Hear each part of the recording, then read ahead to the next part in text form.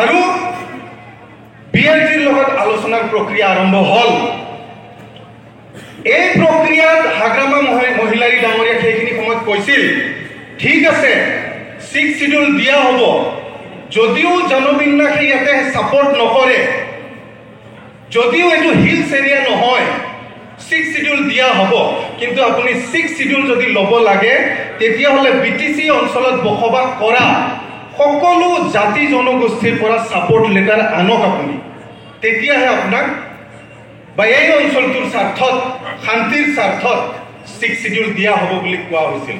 আৰু সেই অনুযায়ী হাগ্ৰামা মহিলাৰী ডাঙৰীয়াই আছুৰ অসম চৰকাৰক দিছিল যে বিটিচি অঞ্চলটো যদি 6 শিডিউলৰ অন্তৰ্গত হয় তেতিয়াহ'লে তেওঁলোকেও জনাইছে যে তেওঁলোকৰ কোনো আপত্তি নাই, অঞ্চলটোত শান্তি আৰু উন্নতি হ'ব লাগে আৰু ছাপোৰ্ট লেটাৰ দিছিল।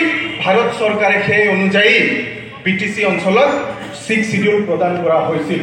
6 শিডিউল মানে হ'ল অটনমি, স্বায়ত্ত শাসন। আৰু এই 6 শিডিউল কেৱল বড়োসকলে পোৱা নাই, এই অটনমি কেৱল বড়োসকলে পোৱা নাই, এই অটনমি আমি সকলো জাতি জনগোষ্ঠীয়ে স্বায়ত্ত শাসন ইয়াতে পাইছে। গতিকে আমি সকলো জাতি জনগোষ্ঠীয়ে আজিৰ দিনটোত আমি যে স্বায়ত্ত শাসন পাইছোঁ এইটো আমাৰ কাৰণে অতি গৌৰৱৰ বিষয়। যেতিয়া বিভিন্ন জাতি জনগোষ্ঠীয়ে ছাপোৰ্ট লেটাৰ দিছিল তেতিয়া সকলো জাতি জনগোষ্ঠীয়ে নিজৰ নিজৰ অধিকাৰ এই 6 শিডিউলত কেনেকৈ সুৰক্ষিত হৈ থাকিব পাৰে তাৰ কাৰণে লিখিছিল। আৰু সেই যিবিলাক অধিকাৰ লিখিছিল ভাৰতবৰ্ষৰ সংবিধানত যেতিয়া লিখা হৈ আছিল 6 শিডিউল, তেতিয়া সেই অধিকাৰবিলাক সন্নিৱিষ্ট কৰা হৈছে। বিশেষকৈ দুটা অধিকাৰ, ৰাজনৈতিক অধিকাৰ সকলোৰে, ট্ৰাইবেল হওক নন ট্ৰাইবেল হওক, সকলোৰে ৰাজনৈতিক অধিকাৰ সুৰক্ষিত হ'ব লাগিব। আৰু সেই অনুযায়ী বিটিচিত যি 40টা ইলেক্টেড চিট আছে তাৰে 30টা ইলেক্টেড চিটতহে ট্ৰাইবেলসকলে খেলিব পাৰে, বাকী 10টা যেনে ননাই চেৰপাং সমষ্টি নন ST ৰিজাৰ্ভ, তাতে ট্ৰাইবেলে ভাগ ল'ব নোৱাৰে। মুদৈবাৰী অপেন, তাতে সকলোৱে ভাগ ল'ব পাৰে। 5 নং চেৰপাং নন ST মানে তাতে ট্ৰাইবেলে অংশগ্ৰহণ কৰিব নোৱাৰে। এনেকৈ 10টা সমষ্টি ইলেক্টেড সমষ্টি বিভিন্ন জাতি জনগোষ্ঠীৰ বাবে সুৰক্ষিত কৰা হৈছে। আৰু এয়া হ'ল ৰাজনৈতিক অধিকাৰ সুৰক্ষিত কৰা হ'ল। আৰু 6টা চিট নমিনেটেড MCLA হিচাপে থাকিব, য'ত বিভিন্ন জাতি জনগোষ্ঠীৰ যিসকলৰ প্ৰতিনিধি কোকৰাঝাৰৰ এছেম্বলিত যাব নোৱাৰিব তেওঁলোকে নমিনেটেড MCLA হিচাপে তাতে গৈ যি আইন প্ৰণয়ন কৰিব এই আইন প্ৰণয়নত অংশগ্ৰহণ কৰিব পাৰিব। এনেদৰে যিটো 6 শিডিউলৰ পৰিকাঠামো হাগ্ৰামা মহিলাৰী ডাঙৰীয়াই যিটো বনাইছিল, সকলো জাতি জনগোষ্ঠীৰ ৰাজনৈতিক অধিকাৰ সুৰক্ষিত কৰা হৈছে। সহজ ব্যাপাৰ নেকি? সহজ ব্যাপাৰ নহয় এইটো। এনেকৈ কাম কৰিব লাগিব, দিল লাগিব, দিল। প্ৰমোদ বড়ো ডাঙৰীয়াই BTR চুক্তি কৰিছে, কাবাক জনাইছিল একদিন আগলৈকে কোনোবাই জানিছিল নেকি BTR চুক্তিত কি হ'বলৈ গৈ আছে? জানিছিল কোনোবাই? নাই। কোনোবা জাতি জনগোষ্ঠীক সামৰি লৈছে নেকি প্ৰমোদ বড়ো ডাঙৰীয়াই BTR চুক্তিত? নাই লোৱা। আৰু তেওঁ সেইদৰে চলাই আছে। ৰাজনৈতিক অধিকাৰ সুৰক্ষিত কৰা হ'ল। তাৰ পিছত যিটো আৰু ডাঙৰ অধিকাৰ সেইটো হ'ল ভূমিৰ অধিকাৰ। বিভিন্ন জাতি জনগোষ্ঠীৰ সংগঠনে যেতিয়া হাগ্ৰামা মহিলাৰী ডাঙৰীয়াক ছাপোৰ্ট লেটাৰ দিছিল তেতিয়া কৈছিল যে আমাৰ ভূমিৰ অধিকাৰ সুৰক্ষিত কৰিব লাগিব, যাতে কোনো পধ্যেও বিটিচিত বসবাস কৰা কোনো জাতি জনগোষ্ঠীয়ে কেতিয়াও ভূমিৰ সমস্যা ভুগিবলগীয়া নহয়। আৰু সেই অনুযায়ী যেতিয়া ভাৰতবৰ্ষৰ সংবিধান সংশোধন কৰা হৈ আছিল তেতিয়া ভূমিৰ অধিকাৰ সুৰক্ষিত কৰা হৈছে। আৰু ইয়াতে কৈছে বিটিচিয়ে এনেকুৱা আইন কেতিয়াও প্ৰণয়ন কৰিব নোৱাৰিব যাৰ দ্বাৰা বিটিচিত বসবাস কৰা যিকোনো নাগৰিকৰ ভূমিৰ অধিকাৰ, লেণ্ড ৰাইট এণ্ড প্ৰিভিলেজেছ, আইনৰ ভাষা এটা শব্দৰ বহুত মিনিং থাকে। লেণ্ড ৰাইট ভূমিৰ অধিকাৰ এণ্ড প্ৰিভিলেজেছ, প্ৰিভিলেজেছ মানে হ'ল সা সুবিধাসমূহ, ভূমি সম্পৰ্কীয় সা সুবিধাসমূহ কোনো আইন আনি খৰ্ব কৰিব নোৱাৰিব বুলি ভাৰতবৰ্ষৰ সংবিধানত লিখা আছে। বহুত ডাঙৰ কথা। তো এই ভূমিৰ অধিকাৰ আৰু ৰাজনৈতিক অধিকাৰ এনেকে সুৰক্ষিত কৰি 6 শিডিউল প্ৰণয়ন কৰা হৈছে। আজি আমি বিপিএফ দলৰ কৰ্মকৰ্তাসকলে শ্লোগান দিওঁ। কি শ্লোগান দিওঁ? প্ৰমোদ বড়ো হটাও। কি? প্ৰমোদ বড়ো হটাও, বিটিসি বাঁচাও। প্ৰমোদ বড়ো হটাও, বিটিসি বাঁচাও। আসলতে প্রমোদ বড়ো হটাও, 6 শিডিউল বাঁচাও। 6 শিডিউল বাঁচাও হ'ব এইটো, কিন্তু সাধারণ কমন নাগৰিকৰ কাৰণে আমি কৈছো বিটিসি বাঁচাও। কিন্তু প্ৰমোদ বড়ো ডাঙৰীয়া আজিৰ তাৰিখত বিটিসিৰ কাৰণে এই যে 6 শিডিউল ভাৰতবৰ্ষৰ সংবিধানত আমাৰ যে দিয়া হৈছে অধিকাৰ প্ৰত্যেকজন বিটিসিৰ নাগৰিকক, এই অধিকাৰসমূহ এটা এটাকে প্ৰমোদ বড়ো ডাঙৰীয়াই শেষ কৰি গৈ আছে।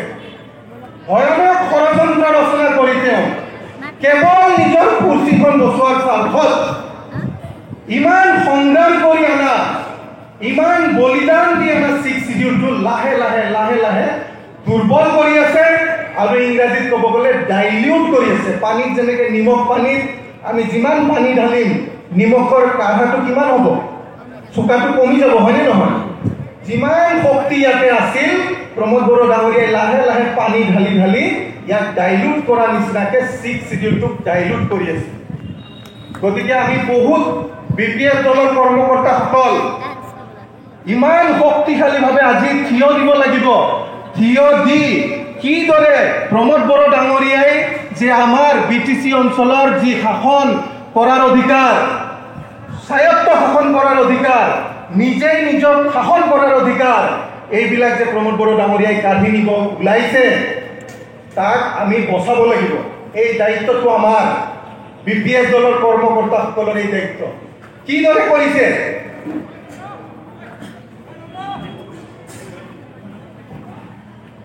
এই ভাৰতবৰ্ষৰ সংবিধানত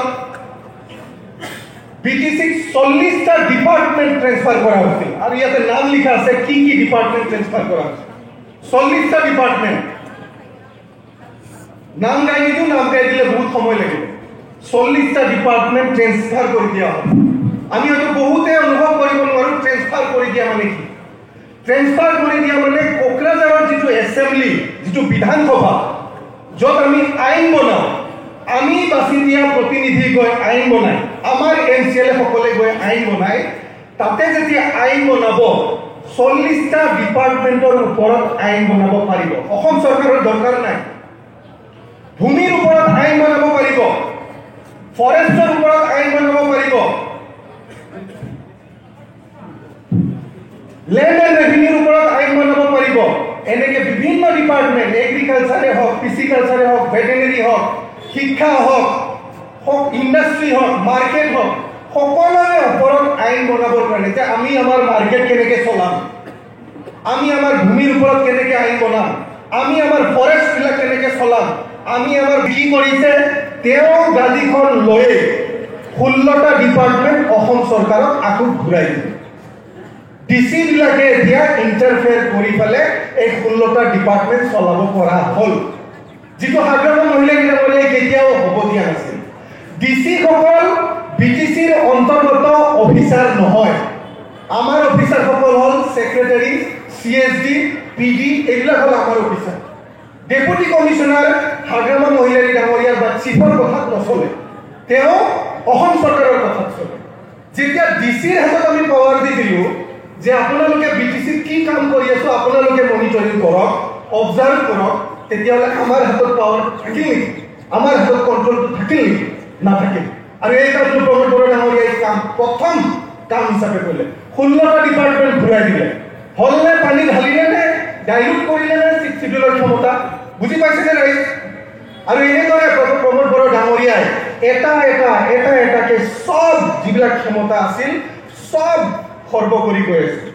কিহৰ স্বাৰ্থত? এতিয়া আপোনালোকৰ প্ৰশ্ন হ'ব পাৰে, কিহৰ স্বাৰ্থত ইমান দীঘলীয়া আন্দোলন কৰা জাতীয় আন্দোলনৰ নেতা, 11 বছৰ সভাপতি হৈ থকা নেতা, তেওঁ কিহৰ স্বাৰ্থত আজি নিজে নিজৰ ক্ষমতা বেলেগৰ হাতত হস্তান্তৰিত কৰি দিছে? কিহৰ স্বাৰ্থত? কিহৰ স্বাৰ্থত হ'ব পাৰে? একমাত্ৰ তেওঁৰ পিছফালে পৰি থকা কুৰ্চীখনৰ স্বাৰ্থত। হয়নে নহয়? একমাত্ৰ নিজৰ গাদীটো সুৰক্ষা কৰাৰ স্বাৰ্থত তেওঁ এটাকে সব বিক্ৰী কৰি আছে, সব শেষ কৰি আছে। আজি চাওক তেওঁৰ অৱস্থা, কিমান প্ৰতিশ্ৰুতি দি আহিছিল। আমি ৰাইজৰ পৰ্যায়ে ক'ব লাগে এইবিলাক, কিমান প্ৰতিশ্ৰুতি দিছিল ৰাইজক। ঘৰে ঘৰে চাকৰি দিম বুলি কৈছিল, দিছে নেকি ঘৰে ঘৰে চাকৰি? দিব পৰা নাই। মহিলা আত্মসহায়ক গোটবিলাকক ৭৫,০০০ টকাকে দিম দিছিল, টকা দিম বুলি কৈছিল, দিব পাৰিলে জানো? দিব পৰা নাই। গতিকে তেওঁ এতিয়া একো কাম কৰিব পৰা নাই। তো কাম কৰিব পৰা নাই, এতিয়া কি কৰিব? তেওঁ ডাঙৰ ডাঙৰ কথা ক'ব লাগিব। পৰিৱৰ্তন বুলি কৈছিল, কিন্তু বিটিচিৰ ৰাইজে এতিয়া বুজিছে তেওঁ পৰিৱৰ্তন নহয়, তেওঁ আচলতে খালী বৰ্তন। একো নাই, একো নাই। আজি এনেকুৱা হৈছে, তেওঁতো আহি কৈছিল হাগ্ৰামা মহিলাৰী ডাঙৰীয়াই ১৯০০ নে ২০০০ কোটি টকাৰ কেলেংকাৰী কৰিছিল। ঠিক আছে, সময়তো কম, ছুটি কৰিব লাগিব। বেছিক কথাটো হ'ল হাগ্ৰামা মহিলাৰী বিপিএফ দলে আগৰ শাসনত বোলে ২০০০ কোটি টকা দুৰ্নীতি কৰিছিল। সেইটো দুৰ্নীতি নহয়, তেওঁ নিজে কয় এইটো লায়েবিলিটি। লায়েবিলিটি মানে হ'ল বহুত কাম হৈ গৈছে, পইচা দিব বাকী আছে। বহুত ঠিকাদাৰ আছিল, আমাৰ দলৰ বহুত কৰ্মকৰ্তা আছিল, যিবিলাকে ঠিকা টুকলি কৰি প্ৰফিট আদায় কৰি চলি আছিল আৰু সমাজখন। আৰু আজিৰ তাৰিখত বিটিচি অঞ্চলৰ কাম কাজ কৰিবৰ কাৰণে ঠিকাদাৰ বিটিচি অঞ্চলৰ নহয়, সব বিটিচি অঞ্চলৰ বাহিৰৰ পৰা ঠিকাদাৰ অনা হ'ল। হাগ্ৰামা মহিলাৰী ডাঙৰীয়াৰ শাসনকালত ষ্ট্ৰিক্টলি কোৱা হৈছিল যে বিটিচিত যদি কোনোবা ঠিকাদাৰ আহে তেতিয়াহ'লে ঠিকাদাৰ ৰাইজ অলপ সময় হাত দিছে নেকি? বিশেষ দিবলৈ নহয় আৰু অলপ সময়। যিসকল ঠিকাদাৰে কাম কৰিব তেওঁলোকৰ ৰেজিষ্ট্ৰেশ্যন বিটিচিৰ হ'ব লাগিব। আৰু যদি কোনোবা গুৱাহাটীৰ পৰা ইয়াতে ঠিকা কৰি আছে, এনেদৰে শক্তিবিলাক যিবিলাক কেপাচিটি আছিল, এই বিটিচিৰ যিবিলাক ক্ষমতা আছিল, এটা এটাকে ধ্বংস কৰি গ'ল। গতিকে মই যিহেতু ইনষ্ট্ৰাকশ্যন পাইছোঁ, দীঘল কৰিব নোৱাৰোঁ। আজি আমাৰ কাৰণে, প্ৰতিজন বিটিচি বাসীৰ কাৰণে বহুত পবিত্ৰ দিন। আৰু বিশেষকৈ মই বিটিচিৰ এজন বাসিন্দা হিচাপে এজন বহুত গৌৰৱ অনুভৱ কৰোঁ আজিৰ দিনটোত। কাৰণ আজিৰ দিনটোত বিটিচিৰ চুক্তি স্বাক্ষৰ হৈছিল, আৰু আজিৰ দিনটোৰ যিটো চুক্তি হৈছিল, এই চুক্তিৰ আধাৰতে ভাৰতবৰ্ষৰ সংবিধান সলনি কৰি এই অঞ্চলটোক 6 শিডিউলৰ অন্তৰ্ভুক্ত অঞ্চল হিচাপে ঘোষণা কৰা হৈছিল। গতিকে মই শেষত এই বিটিচিৰ নিৰ্মাতা হাগ্ৰামা মহিলাৰী ডাঙৰীয়াক আজিৰ দিনটোত অশেষ ধন্যবাদ জনাম, ইয়াৰ পৰাই জনাম। আৰু সকলো বিটিচিবাসী নাগৰিকক যাতে আগন্তুক দিনবিলাকৰ আমাৰ যিবিলাক ভৱিষ্যত, সকলোৱে যাতে ফলে ফুলে আগবাঢ়ি যাব পাৰে, এইখিনি ভগৱানৰ ওচৰত প্ৰণিপাত কৰি মোৰ বক্তব্য সামৰণি মাৰিলোঁ। ধন্যবাদ।